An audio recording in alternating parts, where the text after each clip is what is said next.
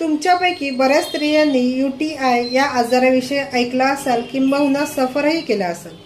तर UTI म्हणजे काय तर युरिनरी ट्रॅक्ट इन्फेक्शन, जो स्त्रियांमध्ये अतिशय कॉमनली दिसून येणारा एक आजार आहे। स्त्रियांबरोबरच पुरुषांमध्येही हा आजार दिसून येतो, पण पुरुषांमध्ये याचं प्रमाण खूप कमी असतं।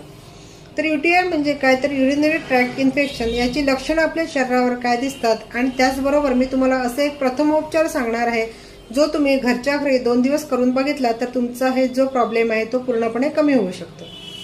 तर युरिनरी ट्रॅक्ट इन्फेक्शन म्हणजे काय तर लघवीच्या जागेवर झालेलं इन्फेक्शन। हे इन्फेक्शन झाल्यामुळे काय होतं की लघवीच्या जागी खूप दाह चालू होतो, असह्य वेदना चालू होतात आणि लघवीला वरच्यावर जळजळ होतं आणि सारखंच लघवीला जावं लागतं।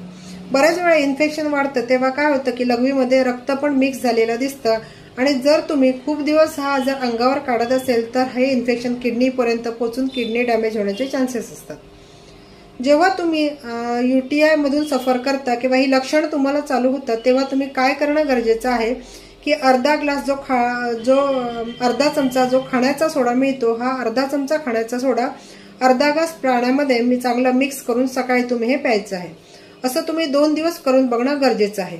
कारण UTI मध्ये काय होतं की ब्लडची जी ऍसिडिटी आहे ती वाढते। रक्तात ऍसिडिटी वाढल्यामुळे रक्ताचा pH वाढतो आणि हा pH कमी करण्यासाठी जो खाण्याचा सोडा जो अल्कलाइन असतो तो आपण घेतल्यामुळे काय होतं की रक्ताचा pH कमी होतो, रक्त अल्कलाइन होतं, त्याच्यामुळे जी लघवीला चाललेली आहे बर्निंग असते ती बर्निंग कमी होण्यासाठी मदत होते।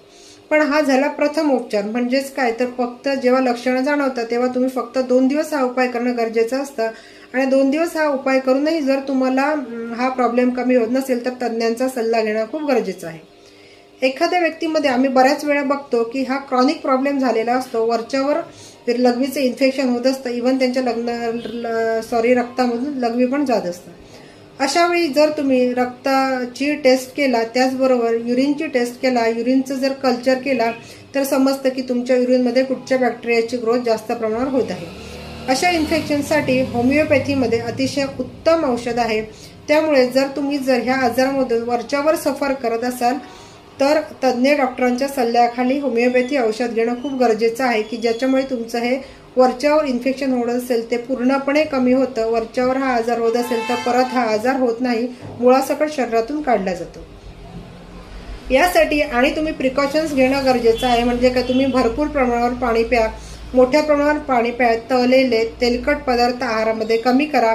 त्याच्यामुळे काय होतं की जी रक्ताची जो ऍसिडिटी असते ते कमी राहण्यासाठी मदत होतो, रक्ताचा pH बॅलन्स राहतो। फळं मोठ्या प्रमाणावर खा, हिरव्या पालेभाज्या मोठ्या प्रमाणावर खा।